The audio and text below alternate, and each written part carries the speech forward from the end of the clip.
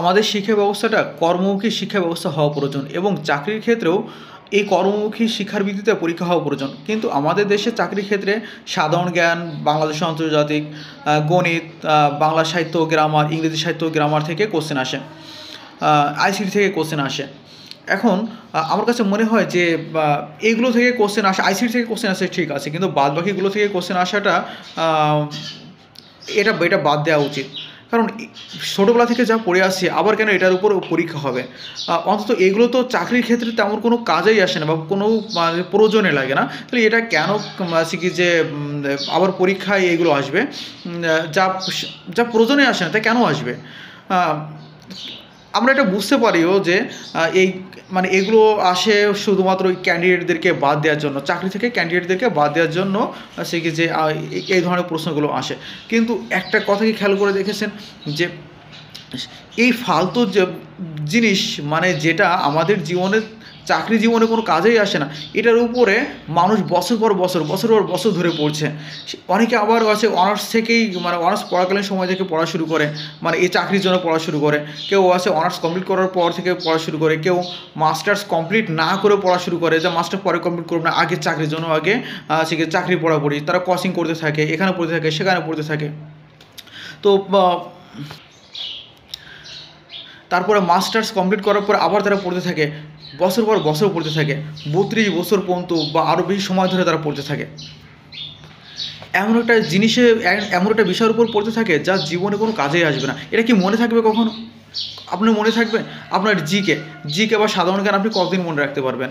গণিত যা আপনি শিখে আসছিলেন, তা আপনার যা আপনি 9-10-এ করে আসছেন যে গণিত, তা আপনার আর শিখে মনে আছে? 1-2 বছর পর আপনার মনে থাকবে ভালো করে? কতটুকুই বা মনে থাকবে?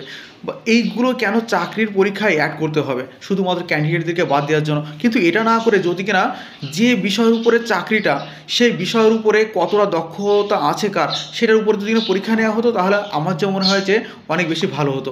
আর এই যে প্রত্যেকটা স্টুডেন্ট এই মানে তাদের স্টুডেন্ট লাইফে চাকরির জন্য পড়ে থাকে বা স্টুডেন্ট লাইফের পরে অর্থাৎ সে গ্রাজুয়েশন বা পোস্ট গ্রাজুয়েশন কমপ্লিট করার পরে চাকরির জন্য পড়তে থাকে দীর্ঘ সময় ধরে, কয়েক বছর ধরে। এখানে সে মানে কি যে সময়টা স্পেন্ড করছে, এখানে কি দেশের অর্থনীতি নষ্ট হচ্ছে না? বরং এই সময়টাতে সে যদি বিভিন্ন বিষয়ের উপরে বা মানে বিভিন্ন স্কিলের উপরে যদি সে বিভিন্ন বিষয়ের এই মানে এই সময়টাতে সে যদি বিভিন্ন স্কিল ডেভেলপমেন্টের উপরে যদি কাজ করতো, মানে বিভিন্ন ধরনের কোর্স যদি কিনা সে করতো, তাহলে সে বিভিন্ন কাজে দক্ষ হয়ে উঠতে পারতো এবং এই দক্ষতা সে তার নিজের জীবনের যে কোনো জায়গায় কাজে লাগাতে পারতো। কিন্তু আমরা এই যে চাকরির জন্য যে সাধারণ জ্ঞান, বাংলা সাহিত্য গ্রামার, ইংরেজি সাহিত্য গ্রামার, গণিত, আইসিটি এগুলো পড়ে থাকি, আইসিটির কথা বাদ দিলাম, এই যে এইগুলো আমরা পড়ে থাকি, তো এইগুলো আমাদের জীবনে তো কোনো কাজেই আসছে না। আর আমাদের যে শিক্ষা ব্যবস্থা, সেই শিক্ষা ব্যবস্থা আমাদেরকে চাকরির ক্ষেত্রে যে বিষয়গুলো প্রয়োজন বা যে দক্ষতা প্রয়োজন সেগুলো আমাদেরকে শিক্ষা দিতে পারছে না। এমনকি আমি এটা বলতে পারি, আমার ইন্টারমিডিয়েটে আমার ছিল আর কি কম্পিউটার সাবজেক্ট ছিল, কিন্তু কম্পিউটার সাবজেক্ট থাকলেও আমি কম্পিউটারকে কিছু শিখতে পারিনি। বরং আমাকে কী করতে হয়েছে, চাকরির জন্য আলাদা একটা প্রতিষ্ঠান থেকে কম্পিউটারের উপরে কোর্স করতে হয়েছে 6 মাসের। তাহলে 2 বছর ধরে আমার কম্পিউটার সাবজেক্ট ছিল, আমি 2 বছর ধরে ইন্টারমিডিয়েটে পড়েছি কম্পিউটার সাবজেক্ট, কিন্তু আমার সেখানে কোনো দক্ষতা অর্জন হয়নি। তাহলে আমাদের শিক্ষা ব্যবস্থাটা কেন এমন হবে? কেন আমাদের বাইরে থেকে গিয়ে আবার সে যে কোর্সটা কমপ্লিট করতে হবে, কম্পিউটারের উপর কোর্স কমপ্লিট করতে হবে? আমার বাড়ির পাশে এক বড় ভাই, সে 22 বছরে মাস্টার্স কমপ্লিট করেছে। এরপরে সে 34 বছরে গিয়ে একটা চাকরি পেয়েছে। সে খুবই ভালো স্টুডেন্ট ছিল, কিন্তু সে একটা ভালো চাকরির জন্য চেষ্টা করতে করতে করতে করতে সে সে এত বছর লেগে গেল তার একটা সরকারি চাকরি পেতে। কিন্তু চিন্তা করে দেখেন যে সে 32 না সরি ভুলে গেছি, 32 না 34 বছরে গিয়ে সে একটা সরকারি চাকরি পেয়েছে। তো এই যে 22-এর পর থেকে আরও 10টা বছর ধরে পড়া, এই 10টা বছর ধরে সে বাংলাদেশের অর্থনীতিতে কোনো অবদান রাখতে পারেনি। বরং এই সময়টাতে সে কী করেছে যে সে শুধুমাত্র টাকা ঢেলেছে কোচিং সেন্টারের পিছনে, বিভিন্ন জায়গায় পরীক্ষা দেওয়ার পেছনে। এই 10 বছরে সে খুলনা থেকে ঢাকায় গিয়ে সে পড়েছে এবং সেখানে গিয়ে বিভিন্ন পরীক্ষা দিয়েছে, একের পর এক চাকরির জন্য কোচিংয়ে ভর্তি হয়ে নিরন্তর পড়েছে।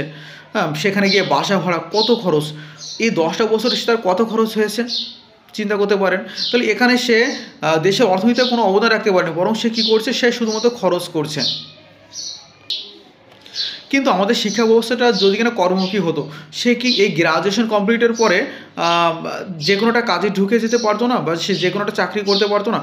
পারতো ঠিকই, কিন্তু আমরা গ্রাজুয়েশন করি কিন্তু আমাদের কোনো দক্ষতাই নেই, চাকরির ক্ষেত্রে যেটা প্রয়োজন সেটাই আমাদের নেই। অনেকেই রিমোট জব চায়, দেশে থেকে বিদেশি কোনো কোম্পানিতে চাকরি করতে চায়, কিন্তু কি দক্ষতা আছে আমাদের? আমাদের শিক্ষা ব্যবস্থায় কোনো দক্ষতা আছে? কী ধরনের শিক্ষা ব্যবস্থা আমাদের? আরেকটা কথা বলতে পারি, সবার মুখস্থ বিদ্যা সমান নয়।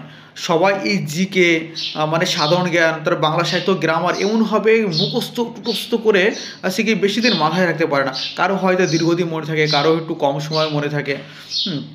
তো এই যে মুখস্থ তার থাকতেই হবে, পরীক্ষায় যে তাকে লিখতেই হবে, কিন্তু এইগুলো চাকরির জীবনে যেহেতু কোনো কাজেই আসে না, তো এগুলোকে আমার মনে হয় বাদ দেওয়া প্রয়োজন। কারণ আমার কাছে মনে হয় যারা দীর্ঘদিন ধরে মনে রাখতে পারে না, তারা তাদের জন্য এটা সত্যি মানে একটু কঠিন হয়ে যায়। আমার কথা